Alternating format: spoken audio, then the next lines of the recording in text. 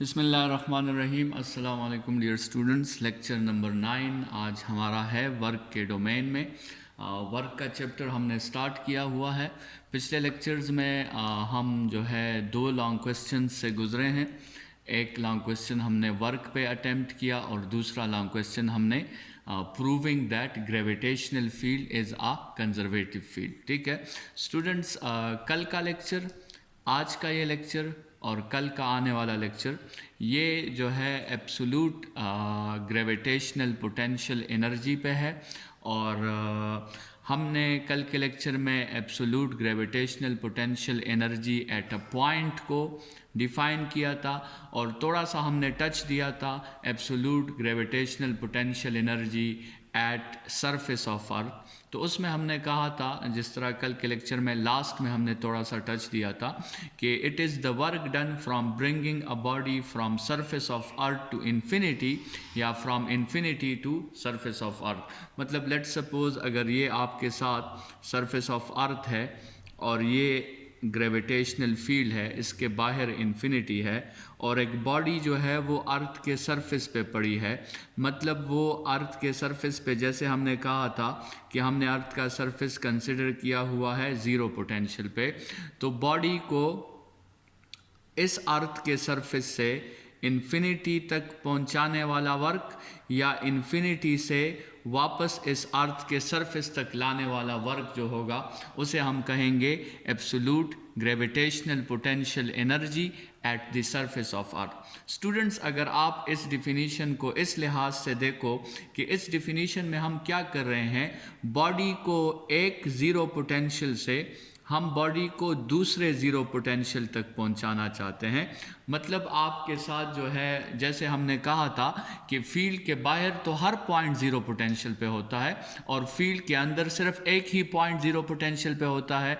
तो मतलब आप फील्ड के अंदर वाले ज़ीरो पोटेंशियल से किसी बॉडी को फील्ड के बाहर वाले ज़ीरो पोटेंशियल तक पहुंचा दो, तो स्टूडेंट्स इस वर्क को हम क्या कहेंगे? इसको हम कहेंगे absolute gravitational potential energy at the surface of the earth. ठीक है स्टूडेंट्स, इसका मैथमेटिकल फॉर्म आपके साथ ये मेंशन है -GMEM डिवाइडेड बाय R। इसमें स्टूडेंट्स जो आपके साथ G है, ये तो आपके साथ है यूनिवर्सल ग्रेविटेशन कांस्टेंट जो है, जो Newton law of universal gravitation में जो कांस्टेंट है ये वही कांस्टेंट है।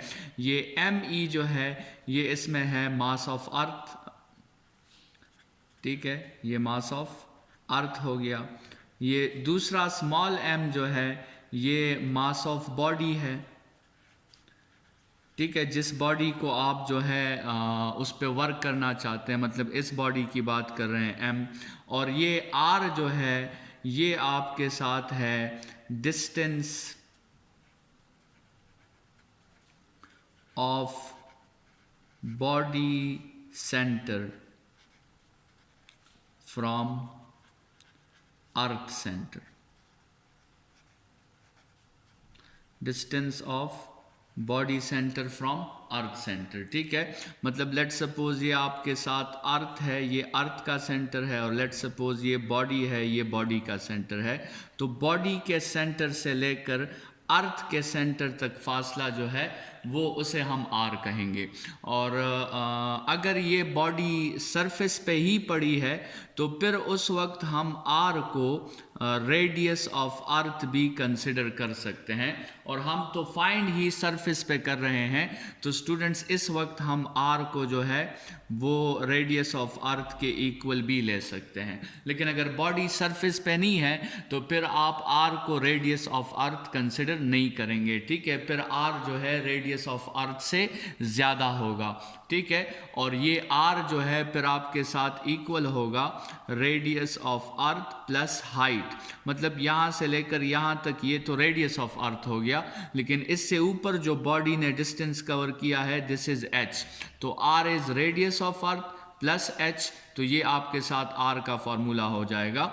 लेकिन अगर आपके साथ h जो है वो 0 है, हाइट 0 है, मतलब ये है कि बॉडी सरफेस पे पड़ी है, तो वो अगर यहाँ पे आप h की जगह 0 पुट कर देते हैं तो आपके साथ रेडियस उस वक्त जो है वो रेडियस ऑफ अर्थ के इक्वल आ जाएगी। स्टूडेंट्स, ये जो मैथमेटिकल फॉर्म हमने यहाँ पे लिखा है -GMEM डिवाइडेड बाय r, मतलब आप इस तरह भी लिख सकते हैं -GMEM डिवाइडेड बाय r, या फिर जैसे हमने कहा कि हम तो जो पोटेंशियल एनर्जी फाइंड कर रहे हैं वो at the surface of earth find कर रहे हैं, तो हम एट द सरफेस ऑफ अर्थ के लिए जो है वो ये r, कैपिटल R भी, मतलब रेडियस ऑफ अर्थ भी हम यहाँ पे मेंशन कर सकते हैं। तो स्टूडेंट्स, इस फार्मूला को हमने प्रूव करना है, लेकिन सबसे पहले ये बात समझ लें स्टूडेंट्स कि ये जो पोटेंशियल एनर्जी जो हम ग्रेविटेशनल पोटेंशियल एनर्जी मालूम कर रहे हैं, हम तो ये अर्थ के लिए मालूम कर रहे हैं, लेकिन याद रखें कि हर प्लेनेट की अपनी ग्रेविटी होती है और आप हर प्लेनेट के लिए जो है वो एब्सोल्यूट ग्रेविटेशनल पोटेंशियल एनर्जी मालूम कर सकते हैं। जैसे आपके साथ अर्थ के केस में जब आप मालूम करते हैं तो यहाँ पे मास भी अर्थ का यूज़ होता है और रेडियस भी अर्थ का यूज़ होता है। लेकिन लेट सपोज आप एब्सोल्यूट ग्रेविटेशनल पोटेंशियल एनर्जी मालूम कर रहे हैं और आप ये मून के लिए मालूम कर रहे हैं। फ़र्ज़ करें आपने मून के सरफेस से किसी बॉडी को मून के ग्रेविटेशनल फील्ड से बाहर भेजना है, तो फिर स्टूडेंट्स उसके फार्मूला में आप मास ऑफ अर्थ नहीं लिखेंगे बल्कि मास ऑफ मून लिखेंगे, और साथ में मास ऑफ बॉडी आ जाएगी, और साथ में रेडियस ऑफ अर्थ आप नहीं लिखेंगे, रेडियस ऑफ मून लिखेंगे। मतलब ये जो दो क्वांटिटीज़ हैं, ये दो क्वांटिटीज़ प्लैनेट क्वांटिटीज़ हैं या प्लैनेट प्रॉपर्टीज़ हैं। प्लैनेट को चेंज करने से ये दो क्वांटिटीज़ आपकी ऑटोमेटिकली चेंज हो जाएगी कि बाकी जी तो यूनिवर्सल कांस्टेंट है, वो तो आप जो भी प्लैनेट लें जी की वैल्यू आपने वही यूज़ करनी है। तो स्टूडेंट्स, ये बात जहन में रखें कि एब्सोल्यूट ग्रेविटेशनल पोटेंशियल एनर्जी हम सिर्फ अर्थ के लिए फाइंड नहीं करते, हम और प्लैनेट्स के लिए भी हम फाइंड आउट कर सकते हैं। तो स्टार्ट करते हैं, और ये जो फार्मूला हमने मेंशन किया है, ये जो मैथमेटिकल फॉर्म हमने मेंशन किया है, इस मैथमेटिकल फॉर्म को प्रूफ करते हैं। तो स्टूडेंट्स, प्रूफ का हमारा एक मेथड होगा, हमारा एक तरीका होगा जनरली, ताकि आपको पहले से ही पता चल जाए कि हम क्या क्या करने वाले हैं। तो स्टूडेंट्स, हम जो है एब्सोल्यूट ग्रेविटेशनल पोटेंशियल एनर्जी के फार्मूला को प्रूफ करने वाले हैं, जो कि आपके साथ ये फार्मूला है। इस फार्मूला को हम प्रूफ करने वाले हैं। तो हम कैसे इसे प्रूफ करेंगे स्टूडेंट्स? स्टेप नंबर 1 हमारा ये होगा कि सबसे पहले हम change in potential energy find करेंगे। ठीक है, हमने पोटेंशियल एनर्जी में चेंज फाइंड करना है, और आपको ऑलरेडी पता है कि हम चेंज किस वक्त फाइंड करते हैं, जब हमारा रेफरेंस जो है वो ज़ीरो नहीं होता। ठीक है, तो हम सबसे पहले चेंज फाइंड करेंगे, और चेंज के बाद फिर हम क्या फाइंड करेंगे, फिर उस चेंज को हम कन्वर्ट करेंगे एब्सोल्यूट ग्रेविटेशनल पोटेंशियल एनर्जी में। ठीक है, सबसे पहले हम change in potential energy find करेंगे, फिर हम उस चेंज इन पोटेंशियल एनर्जी को एब्सोल्यूट ग्रेविटेशनल पोटेंशियल एनर्जी में कन्वर्ट करेंगे, और स्टूडेंट्स लास्ट में फिर हम एक और चीज़ डिफाइन करेंगे जिसको हम एब्सोल्यूट ग्रेविटेशनल पोटेंशियल कहेंगे। ये एनर्जी का लफ्ज़ उसमें नहीं होगा। एक तो चीज़ है वो है एब्सोल्यूट ग्रेविटेशनल पोटेंशियल एनर्जी, और दूसरी चीज़ है एब्सोल्यूट ग्रेविटेशनल पोटेंशियल। तो लास्ट में इस एब्सोल्यूट ग्रेविटेशनल पोटेंशियल को भी डिफाइन करेंगे, और फिर उसका फार्मूला जो है वो आसान है, वो एक 2 स्टेप्स में उसका भी अपना एक फार्मूला है, वो भी कवर हो जाएगा। उसके साथ आपका ये लॉन्ग क्वेश्चन जो है ख़त्म हो जाएगा। तो स्टूडेंट्स, प्रूफ हमने कैसे करना है? हमने सबसे पहले change in potential energy find करनी है, फिर हमने absolute gravitational potential energy find करनी है, और फिर हमने एब्सोल्यूट ग्रेविटेशनल पोटेंशियल फाइंड करना है। इन 3 स्टेप्स में जो है हम ये प्रूफ जो है वो करेंगे। स्टूडेंट्स, डायग्राम भी आपको समझा देता हूँ। लेट सपोज हमारे साथ ये एक प्लैनेट है, फॉर एग्जांपल यहाँ पे ये एक प्लैनेट है अर्थ। ठीक है, ये हमारा है अर्थ, और कंसिडर करें कि ये अर्थ की ग्रेविटेशनल फील्ड है, इससे बाहर जो है वो फिर बात इन्फिनिटी पे चली जाएगी। हम सबसे पहले क्या करेंगे, हम एक बॉडी लेंगे जो फिलहाल पोजीशन ए पे पड़ी है, और पोजीशन ए पे स्टूडेंट्स याद रखें कि पोजीशन ए पे इस बॉडी की जो पोटेंशियल एनर्जी है, पोटेंशियल एनर्जी जो पोजीशन ए पे है इस बॉडी की, वो ज़ीरो नहीं है, ठीक है, क्योंकि बॉडी की पोटेंशियल एनर्जी तो सरफेस ऑफ अर्थ पे ज़ीरो होती है, तो पोजीशन ए पे पोटेंशियल एनर्जी ज़ीरो नहीं है, मतलब हमारा रेफरेंस जो है वो ज़ीरो नहीं है। तो हम क्या फाइंड करेंगे, हम चेंज इन पोटेंशियल एनर्जी। हमने करना क्या है, हमने इस बॉडी को ए से लेट्स सपोज पहुंचाना है बी तक, ये एक दूसरा पॉइंट है बी, ठीक है। हमने इस बॉडी को ए से बी तक पहुंचाना है, तो ज़रूरी बात है कि जब हम बॉडी को ए से बी तक पहुंचाएंगे तो हमें इस बॉडी पे वर्क करना होगा।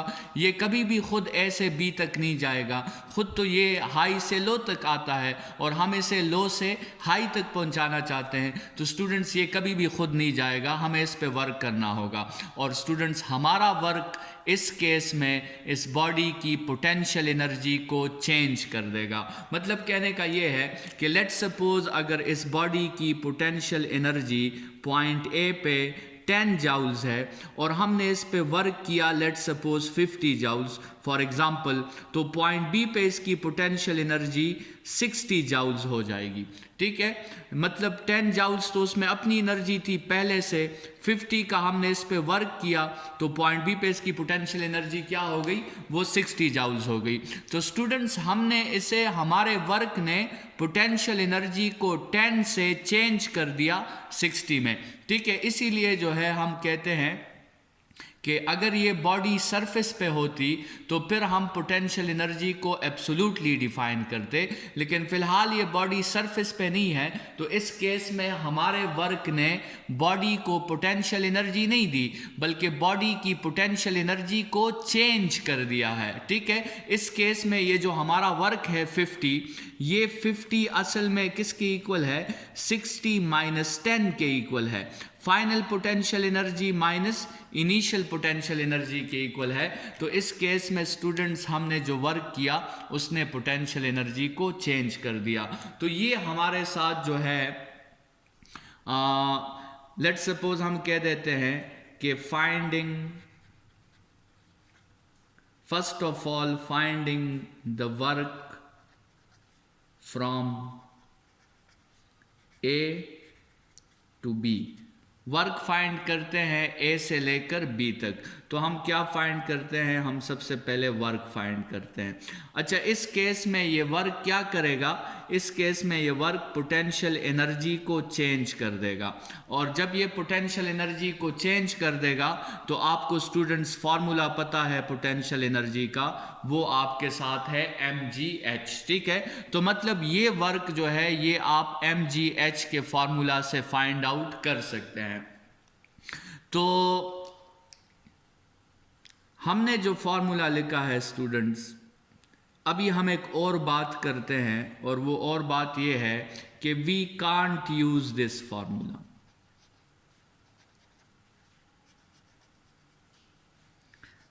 हम इस फार्मूला से ये वर्क फाइंड नहीं कर सकते, ठीक है। क्यों फाइंड नहीं कर सकते स्टूडेंट्स, इसका रीजन जो है, इसका रीजन है जी। ये जो जी आपके साथ है ये हर पॉइंट पे चेंज होता है। स्टूडेंट्स अगर यहाँ पे जी की वैल्यू एक ख़ास वैल्यू है, तो जैसे ही इस बॉडी को आप थोड़ा सा ऊपर कर देंगे जी की वैल्यू चेंज हो जाएगी, जैसे इस बॉडी को आप थोड़ा सा और ऊपर कर देंगे जी की वैल्यू चेंज हो जाएगी, और जी की वैल्यू हर पॉइंट पर जो है वो चेंज होगी। तो इसका मतलब ये है कि जी क्या हो गया, जी वेरिएबल है। इस पूरे प्रोसेस में ए से लेकर बी तक जब आप बॉडी को मूव करोगे तो जी क्या होगी, जी आपके साथ वेरिएबल होगी। स्टूडेंट्स आपने शायद जो है मैट्रिक में इसी पोटेंशियल एनर्जी के डोमेन में शायद आपने एक फार्मूला पढ़ा हो कि ये स्मॉल जी जो होती है इसका एक फार्मूला है capital G ME divided by R square. तो मतलब ये जी जो है ये किस पे डिपेंड करती है, ये सेपरेशन पे डिपेंड करती है, ये हाइट पर डिपेंड करती है। डिफरेंट हाइट्स पर जी की वैल्यू आपके साथ डिफरेंट होती है। ये जो हम कहते हैं कि जी की वैल्यू हमने 9.8 मीटर्स पर सेकेंड स्क्वायर लेनी है, स्टूडेंट्स ये जी की वैल्यू जो है ये सिर्फ सरफेस ऑफ अर्थ पे है। सरफेस ऑफ अर्थ पे जी की वैल्यू 9.8 है। अदरवाइज बॉडी को अगर आप सरफेस ऑफ अर्थ से थोड़ा सा भी उठा लो तो जी की वैल्यू चेंज हो जाती है। हम वो चेंजेस नेग्लेक्ट कर लेते हैं। इसका मतलब ये नहीं कि जी की वैल्यू सेम रहती है, जी की वैल्यू चेंज हो जाती है। तो और जब भी हमने ऑलरेडी बहुत दफ़ा ये डिस्कशन की है कि जब भी एक क्वांटिटी वेरिएबल होती है आप उस क्वांटिटी को डायरेक्टली जो है किसी फार्मूला में पुट नहीं कर सकते। तो इसलिए हमने कहा कि we can't use this formula. Students अगर ये हाइट बहुत कम हाइट होती, ठीक है, हम किसी बॉडी को लेट सपोज ए से बी तक पहुंचाते हैं और इनके दरमियान जो हाइट है वो बहुत कम होती, तो चलें फिर तो हम जी की जगह 9.8 यूज़ कर लेते और उसमें जो एरर आता चले वो बर्दाश्त के काबिल होता। लेकिन स्टूडेंट्स यहाँ तो आप बॉडी को सरफेस ऑफ अर्थ से इन्फिनिटी तक पहुंचाना चाहते हैं, तो ये तो कोई छोटी हाइट नहीं है, इसमें तो जी की चेंजेस बहुत ज़्यादा होंगी और उस वजह से यहाँ पे आप जी की चेंजेस को नज़रअंदाज जो है वो नहीं कर सकते। तो इसलिए हम ये कंक्लूड करते हैं कि ये जो mgh का फॉर्मूला है, ये जो पोटेंशियल एनर्जी या वर्क का जो फॉर्मूला है mgh, ये हम उस वक्त यूज़ करेंगे जब हाइट जो है वो बहुत कम होगा। अगर हाइट की वैल्यू बहुत ज़्यादा हो जाती है तो फिर स्टूडेंट्स याद रखें कि जी के चेंजेस को नज़रअंदाज नहीं किया जा सकता, जी के चेंजेस को नेग्लेक्ट नहीं किया जा सकता और फिर उस केस में हम ये फार्मूला डायरेक्टली यूज़ नहीं कर सकते। तो स्टूडेंट्स जब हम वेरिएबल नेचर ऑफ जी की वजह से ये फार्मूला डायरेक्ट यूज़ नहीं कर सकते तो फिर फिज़िक्स हमें दो मेथड्स देता है और वो दो मेथड्स ऑलरेडी हमने डिस्कस किए हुए हैं, जो हमने वर्क में भी डिस्कस किए थे कि फ़िज़िक्स पर हमें क्या मेथड्स देता है। फ़िज़िक्स हमें कहता है कि एक तरीका तो ये है कि आप जी का क्या ले लें, आप जी का एवरेज ले लें, ठीक है, मतलब आप जी को एवरेज कर दें तो एवरेज करने से वेरिएबल क्वांटिटी क्या हो जाती है, वो यूनिफॉर्म में कन्वर्ट हो जाती है। और स्टूडेंट्स दूसरा तरीका वो है सुपरपोजिशन थ्योरम। आप क्या करें, सुपरपोजिशन थ्योरम अप्लाई करें। जैसे हमने वर्क के डोमेन में भी कहा था कि सुपरपोजिशन थ्योरम जो है वो क्या कहता है कि आप इस पूरे पाथ को, ये जो ए से लेकर बी तक पूरा पाथ है, इस पूरे पाथ को आप स्मॉल स्मॉल पीसेस में डिवाइड करो, ठीक है, स्मॉल स्मॉल चंक्स बनाओ, स्मॉल स्मॉल लेंथ्स बनाओ और उस हर एक लेंथ पे वर्क फाइंड करो और फिर उन सब वर्क्स को आपस में प्लस कर दो तो आपके साथ पोटेंशियल एनर्जी का फॉर्मूला जो है वो आ जाएगा। तो स्टूडेंट्स ये जो एब्सोल्यूट ग्रेविटेशनल पोटेंशियल एनर्जी है इसके लिए हम ये मेथड अप्लाई करेंगे, सुपरपोजिशन थ्योरम का मेथड हम अप्लाई करेंगे। ये वही मेथड है जो आपने variable work done by a variable force में जो मेथड आपने अप्लाई किया था वही मेथड हम यहाँ दोबारा अप्लाई करने वाले हैं। तो स्टूडेंट्स जो हमने ऑलरेडी डिसाइड कर लिया कि हमारे साथ मसला कुछ इस तरह था कि लेट्स सपोज ये हमारे साथ है अर्थ, लेट्स सपोज ये अर्थ है, फॉर एग्जांपल ये अर्थ का सेंटर है और ये अर्थ की ग्रेविटेशनल फील्ड है और बॉडी पॉइंट ए पे पड़ी थी और हम इस बॉडी को पॉइंट ए से पहुंचाना चाहते हैं पॉइंट बी तक और लेट्स सपोज ये डिस्टेंस इसको हमने कह दिया h, ठीक है, और हमने कहा कि h is not very small, h is not small. तो h इज़ नॉट स्मॉल का मतलब g changes can not be neglected, g changes can't be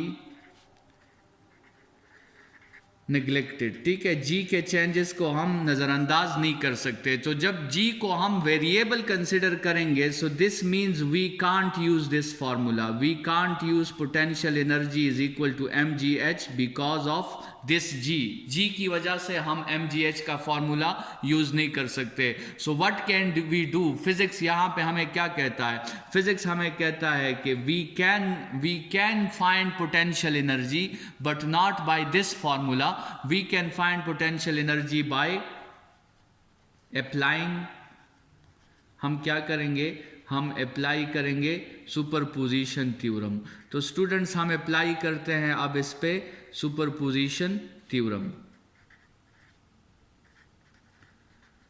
superposition theorem ये कहता है कि आपके साथ जो ये ए से लेकर बी तक जो ये पाथ है, ए से लेकर बी तक, इसको आप जो है n हिस्सों में डिवाइड कर दें, ठीक है, इसको आप डिवाइड कर दें n हिस्सों में, n स्मॉल हिस्से इसके बना दें। इस पॉइंट को तो मैंने a कहा, इस पॉइंट को 1 कह देता हूँ, इसको 2 कह देता हूँ, इसको 3 कह देता हूँ, और इस तरह जाते जाते आखिरी को मैं क्या कह दूंगा, n कह दूंगा, और n के ऊपर फिर क्या है, n के ऊपर फिर b है, ठीक है।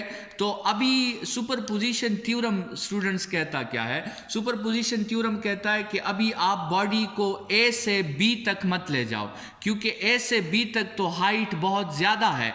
आप इस तरह करो कि बॉडी को सबसे पहले ए से 1 तक ले जाओ, ठीक है, बॉडी को आप ए से 1 तक ले जाओ। तो ए से 1 तक तो हाइट इतना नहीं है, ए से 1 तक तो हाइट बहुत कम है, क्योंकि हमने इस पूरे पाथ को n इंटरवल्स में डिवाइड किया है, तो एक इंटरवल का लेंथ तो आपके साथ फिर बहुत कम होगा, तो उसमें जो जी के चेंजेस होंगी उसको हम बर्दाश्त कर सकते हैं, वो इतने चेंजेस नहीं होंगी। तो सबसे पहले हमने बॉडी को स्टूडेंट्स बॉडी को हमने ए से 1 तक पहुंचाना है, और उस वर्क को हम कह देंगे W1, वो हमने फाइंड करना होगा। फिर हम बॉडी को 1 से 2 तक पहुंचाएंगे, उस वर्क को हम कहेंगे W2, वो हमने फाइंड करना होगा। फिर हम बॉडी को 2 से 3 तक पहुंचा देंगे, उस वर्क को हम कह देंगे W3, वो हमने फाइंड करना होगा। और इस तरह आखिर में हम बॉडी को n से b तक पहुंचा देंगे, और उस वर्क को हम कहेंगे Wn, वो भी हमें फाइंड करना होगा। और स्टूडेंट्स इन सब वर्क्स को फिर हम आपस में प्लस करके जो टोटल पोटेंशियल एनर्जी में चेंज आया है वो हम फाइंड कर लेंगे। और स्टूडेंट्स ये इसे कहते हैं कि हमने ये क्या अप्लाई किया, हमने ये सुपरपोजिशन थ्योरम जो है वो अप्लाई किया। स्टूडेंट्स अब ज़रा गौर करें, ये आपके साथ अर्थ का सरफेस था, और ये लेट्स सपोज अर्थ का सेंटर है।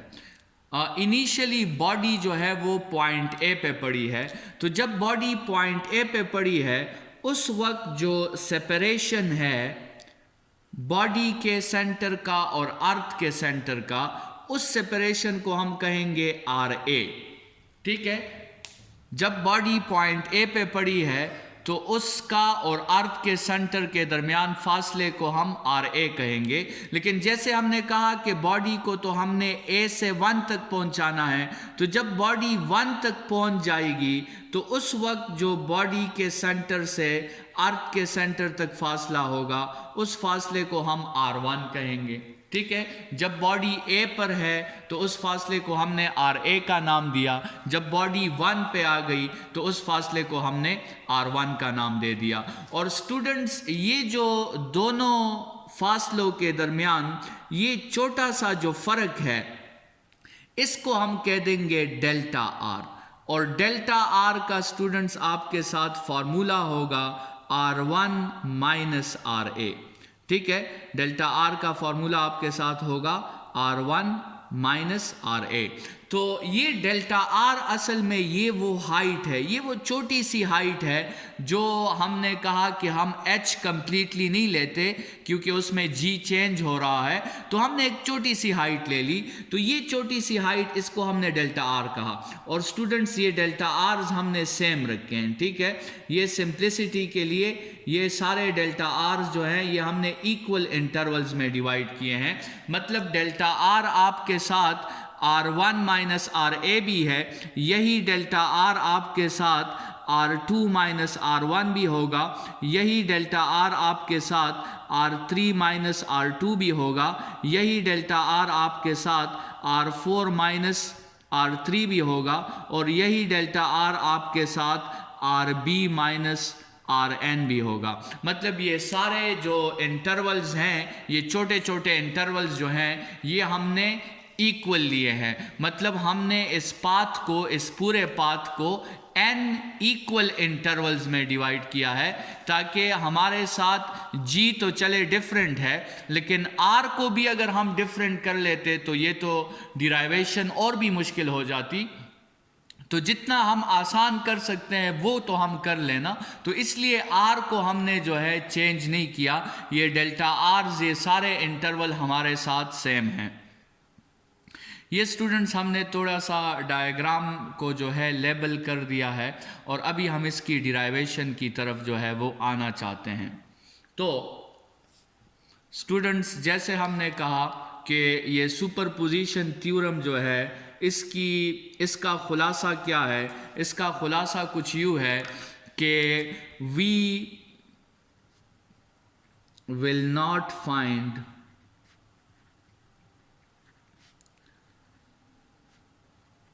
The work from A to B। हम A से लेकर B तक डायरेक्टली वर्क फाइंड नहीं करेंगे, और आपको हमने इस पे बात की कि इसका रीज़न क्या है। इसका रीज़न है जी चेंज हो रहा है, इसलिए हम A से लेकर B तक डायरेक्टली वर्क फाइंड नहीं करेंगे। हम क्या करेंगे? हम सबसे पहले W1 फाइंड करेंगे, W2 फाइंड करेंगे, W3 फाइंड करेंगे, Wn फाइंड करेंगे, और फिर इन सब को हम प्लस कर देंगे। तो स्टूडेंट्स, W1 असल में कौन सा वर्क है? W1 असल में है फ्रॉम A टू 1, और W2 कौन सा वर्क है? W2 वर्क है फ्रॉम 1 टू 2, और इसी तरह W3 कौन सा वर्क है? ये है फ्रॉम 2 टू 3, और इसी तरह Wn कौन सा वर्क है? ये है फ्रॉम N टू B। ये वाला वर्क जो है ये Wn है, जिसमें आपने बॉडी को N से कहाँ तक पहुंचा दिया? B तक पहुंचा दिया। तो हम ये छोटे छोटे वर्क्स फाइंड करेंगे, और सुपरपोजिशन थ्योरम के हेल्प से हम इन सब को प्लस करके वो टोटल वर्क जो है वो फाइंड कर लेंगे। तो स्टूडेंट्स, आते हैं सबसे पहले W1 की तरफ।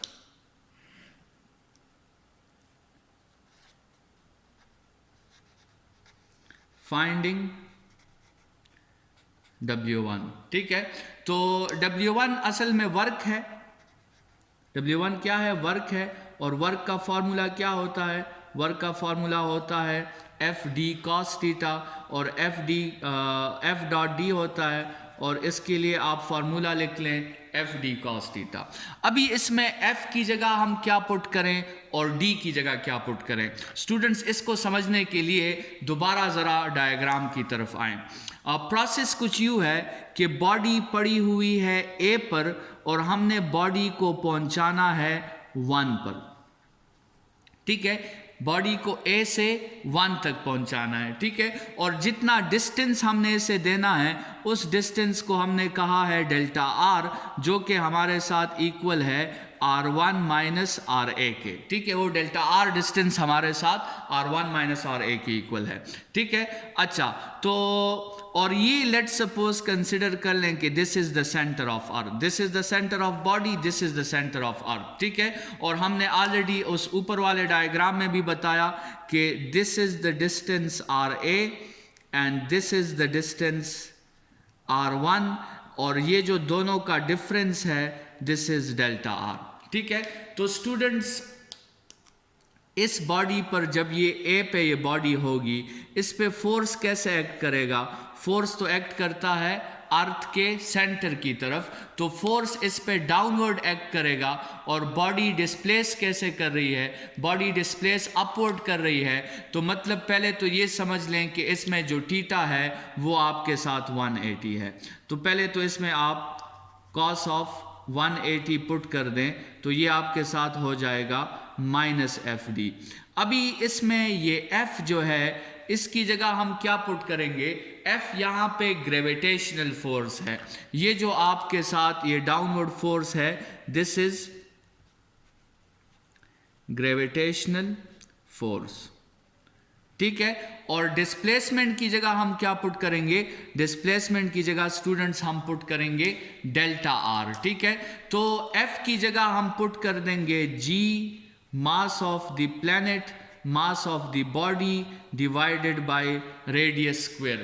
This is the gravitational force which is given by Newton law of universal gravitation. और साथ में D की जगह हम पुट कर देंगे डेल्टा आर, ठीक है। तो ये फॉर्मूला कुछ इस तरह हो जाएगा, minus G mass of earth mass of body divided by into delta R divided by radius square, ठीक है स्टूडेंट्स। यहाँ तक हमारे साथ फार्मूला आ गया है और इस फार्मूला को हम कहते हैं W1।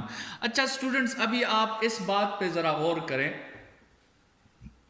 कि हमने सुपरपोजिशन थ्योरम तो अप्लाई कर दिया, हमने उस पूरे पाथ को स्मॉल स्मॉल पीसेस में कन्वर्ट भी कर दिया, लेकिन स्टूडेंट्स ये भी तो कुछ पाथ है ना।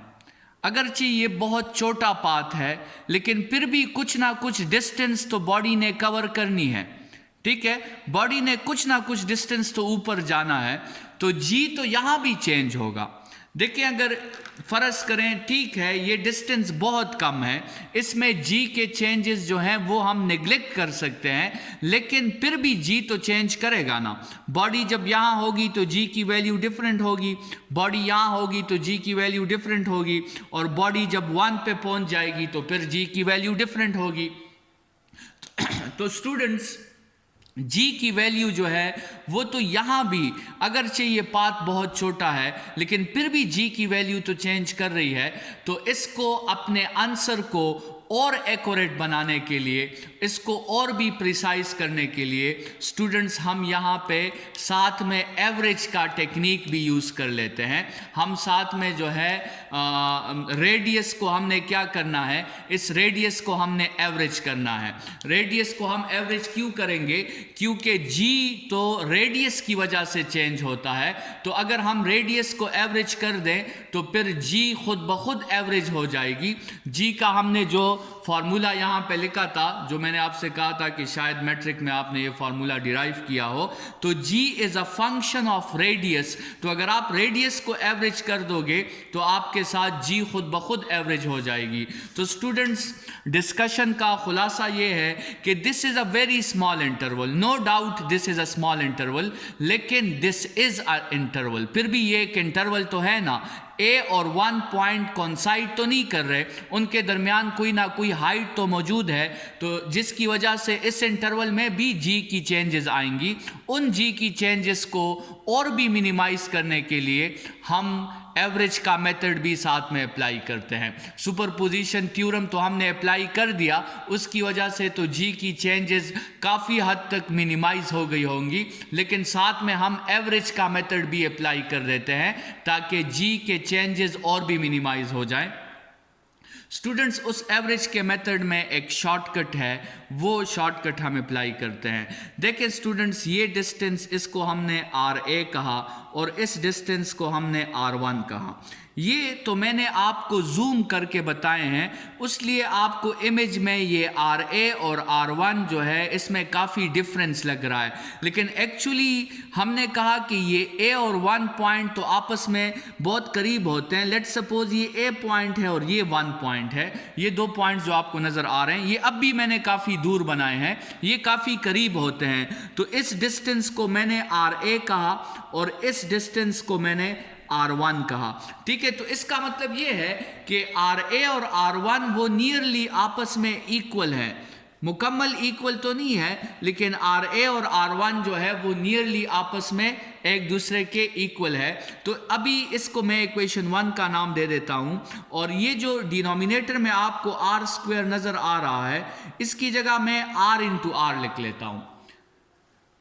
मैथमेटिक्स का रूल है, मैं R² की जगह R इंटू R लिख सकता हूं, और इस एक R की जगह मैं R1 लिख लेता हूं, और इस दूसरे आर की जगह मैं आर ए लिख लेता हूँ। सो ये एक शॉर्टकट है जो मैंने यहाँ पे अप्लाई कर लिया है कि मैं आर स्क्वायर की जगह इस फॉर्मूला में क्या पुट करूँगा, आर स्क्वायर की जगह मैं R A R one put करूँगा। तो स्टूडेंट्स वैसे तो इसकी अपनी एक डिराइवेशन है जिसमें हम r का एवरेज लेते हैं और आखिर में हमारे साथ ये फार्मूला आ जाता है, लेकिन हम यहाँ पे ये शॉर्टकट यूज़ कर रहे हैं क्योंकि ऑलरेडी इस क्वेश्चन में बहुत सी डिराइवेशंस मौजूद हैं। तो इतनी लंबी डिराइवेशंस जो हैं उस पे हमको जो है मार्क्स तो इजाफी नहीं मिल सकते, लेकिन टाइम हमारा ज़ाया हो जाएगा।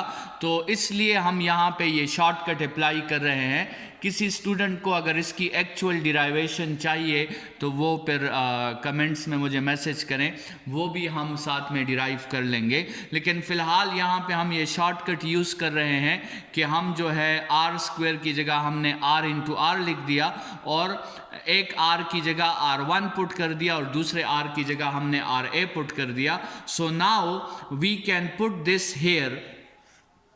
तो आपके साथ जो W1 होगा वो आ जाएगा minus G M E M divided by R A R one, और यहाँ पे आपके साथ आ जाएगा डेल्टा आर। स्टूडेंट्स ये डेल्टा आर इसकी वैल्यू भी पुट करते हैं। डेल्टा आर हमें पहले से हमने डिसाइड किया है कि delta R is R one minus R A. तो ये वैल्यू आप पुट कर दें, minus G mass of earth mass of body divided by into R1 minus RA divided by R1 RA। ये आप यहाँ पे LCM को स्प्लिट कर दें तो आपके साथ minus G mass of earth mass of body R1 divided by R1 RA minus RA divided by R1 RA आ जाएगा। स्टूडेंट्स यहाँ पे जो कैंसलेशन आपके साथ होती है, यहाँ पे R1 R1 को कैंसिल कर दें, यहाँ पे RA RA को कैंसिल कर दें, तो आपके साथ जो इसका नेक्स्ट पार्ट होगा वो कुछ इस तरह होगा कि आपके साथ रह जाएगी W1 is equal to minus G mass of earth mass of body 1 by RA minus 1 by R1। Students ये वो पहला छोटा सा वर्क था जो हमने फाइंड कर लिया, और ये वर्क था फ्रॉम A टू 1। ये जो हमारे साथ ये हिस्सा जो था वर्क का ये हमने फाइंड कर लिया। बॉडी को हमने A से 1 तक पहुंचा दिया। अभी किस्सा ख़त्म नहीं हुआ है, किस्से में अभी हमने बॉडी को 1 से 2 तक पहुंचाना है, 2 से 3 तक पहुंचाना है। लेकिन स्टूडेंट्स हम उनके लिए डिराइवेशंस नहीं लिखेंगे, हम उन सब को इसी तरीके से डिराइव नहीं करेंगे, बल्कि हम उन सब को सिर्फ फिर लिख लेंगे, क्योंकि हमें पता चल गया है कि फार्मूला किस तरह बनता है। देखिए ये जो आपके साथ W2 होगा और उसके बाद जो W3 होगा और उसके बाद जो W4 होगा और आखिर में फिर जो WN होगा, उन सब में ये माइनस का साइन तो सब में आएगा पहली बात, क्योंकि माइनस का साइन यहाँ से सब में आएगा। कॉस ऑफ 180 सबका नेगेटिव होगा। ये कैपिटल G ये भी सब में आएगा। मास ऑफ द प्लेनेट भी सब में आएगा। मास ऑफ द बॉडी भी सब में आएगी। लेकिन जो आपके साथ ब्रैकेट में जो दो डिस्टेंसेस हैं वो सबके चेंज होंगे। ब्रैकेट्स में जो दो डिस्टेंसेस हैं जो यहाँ पे आपको ये नज़र आ रहे हैं, ये जो हमने W1 फाइंड किया उसके अपने डिस्टेंसेस थे, W2 के अपने होंगे, W3 के अपने होंगे, W4 के अपने होंगे और W5 के अपने होंगे। लेकिन स्टूडेंट्स आप ज़रा इस पहले वाले फार्मूले को जिसको हमने प्रूव किया, अगर आप इसको देखो और साथ में आप डायग्राम को भी देखो तो आप यहाँ देखो A पहले लिखा गया है, 1 बाद में लिखा गया है, और डायग्राम को देखो A इनिशियल पॉइंट है, 1 फाइनल पॉइंट है। तो इसका मतलब ये हुआ कि जिस पॉइंट से आप बॉडी को ले जा रहे हो उसका रेडियस पहले लिखना है, और जिस पॉइंट की तरफ आप बॉडी को ले जा रहे हो उसका रेडियस बाद में लिखना है। तो यही तरीका आप इन सब पे अप्लाई कर सकते हैं। मतलब अगर आपने 1 से 2 तक पहुंचाना है तो फिर आप r1 पहले लिखोगे और r2 बाद में लिखोगे, तो ये हो जाएगा 1/r1 माइनस 1/r2।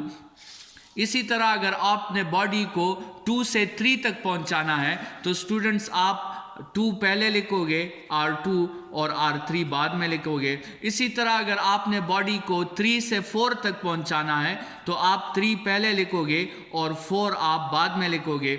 इसी तरह लास्ट में जब आप बॉडी को n से b तक पहुंचाओगे तो वही किस्सा है स्टूडेंट्स, आपने n पहले लिखना है और b आपने बाद में लिखना है। तो ये इसको स्टूडेंट्स हम मैथ्स में लॉ ऑफ मैथमेटिकल इंडक्शन कहते हैं। इसको ये जो जिस प्रोसेस से हमने ये फार्मूला लिखे हैं इसको हम मैथ्स में कहते हैं लॉ ऑफ मैथमेटिकल इंडक्शन। आप एक फार्मूला से एनालाइज कर लेते हो और फिर बाकी फार्मूलाज आप डिराइव नहीं करते, बल्कि उसी फार्मूला के थ्रू आप वो बाकी सब लिख लेते हो। ठीक है, so this is known as law of mathematical induction. अच्छा, अभी स्टूडेंट्स इसमें हमने सुपरपोजिशन थ्योरम को अप्लाई करते हुए पूरे पाथ को स्मॉल पीसेस में डिवाइड कर दिया और हमने अभी उस सुपरपोजिशन थ्योरम को कंक्लूड करना है। हमने इन सब वर्क्स को आपस में ऐड करना है। तो वो हमारे साथ क्या रिजल्ट देगा? वो हमारे साथ जो रिजल्ट देगा वो होगा WAB। ठीक है, वो work done from A to B। मतलब यहाँ पे इस डायग्राम के मुताबिक इन सब वर्क्स को जब हम आपस में प्लस कर देंगे तो हमें A से लेकर B तक टोटल वर्क मिल जाएगा। ठीक है, तो वो वैल्यूज अभी हमने इन सब वैल्यूज को आपस में प्लस करना है। ये वैल्यूज जो आपको नजर आ रही है स्टूडेंट्स, यहाँ पे इस एडिशन करते वक्त आप जरा यहाँ पे एनालाइज करें कि ये माइनस तो सब में आ रहा है, जी भी सब में आ रहा है, मास ऑफ अर्थ भी सब में आ रहा है और मास ऑफ बॉडी भी सब में आ रहा है। तो एडिशन करते वक्त आप इन सब को तो कॉमन कर सकती हैं। इन सब को आपने क्या कर दिया? इन सब को आपने कॉमन कर दिया, तो बाकी ये चीजें रह जाएंगी। और इन चीजों में आप जरा देखें स्टूडेंट्स कि ये जो R1 है ये 2 दफा आया है, R2 भी 2 दफा आया है, R3 भी 2 दफा आया है। ठीक है, और स्टूडेंट्स आप जरा देखें कि एक R1 पॉजिटिव है और दूसरा R1 नेगेटिव है। मतलब ये -1/R1 और +1/R1 कैंसिल हो जाएगा। इसी तरह यहाँ पे -1/R2 और +1/R2 कैंसिल हो जाएगा। इसी तरह यहाँ पे -1/R3 और +1/R3 कैंसिल आउट हो जाएगा। तो स्टूडेंट्स, और ये 1/R4 भी इस दूसरे टर्म के साथ कैंसिल आउट हो जाएगा। तो आपको स्टूडेंट्स अगर आप एनालाइज करेंगे तो आपको पता चलेगा कि W1 में सिर्फ ये पहला टर्म रह जाएगा और जो लास्ट का वर्क है WN उसमें सिर्फ आखिरी टर्म रह जाएगा। बाकी सारे टर्म्स एक दूसरे के साथ कैंसल आउट हो जाएंगे। तो स्टूडेंट्स, फार्मूला में आपके साथ सिर्फ 2 टर्म्स रह जाएंगे, 1/RA पॉजिटिव वाला और 1/RB नेगेटिव वाला। स्टूडेंट्स, ये हमने फाइंड कर ली है वो पोटेंशियल एनर्जी जो फ्रॉम A to B है। फ्रॉम A to B हमने पोटेंशियल एनर्जी फाइंड कर ली है। स्टूडेंट्स, जैसे हमने जो है लेक्चर के स्टार्ट में कहा था कि हम सबसे पहले क्या फाइंड करेंगे? चेंज इन पोटेंशियल एनर्जी हम फाइंड करेंगे। तो वो change in potential energy students हमारे साथ आ गई है, उसकी वैल्यू हमने फाइंड कर ली है।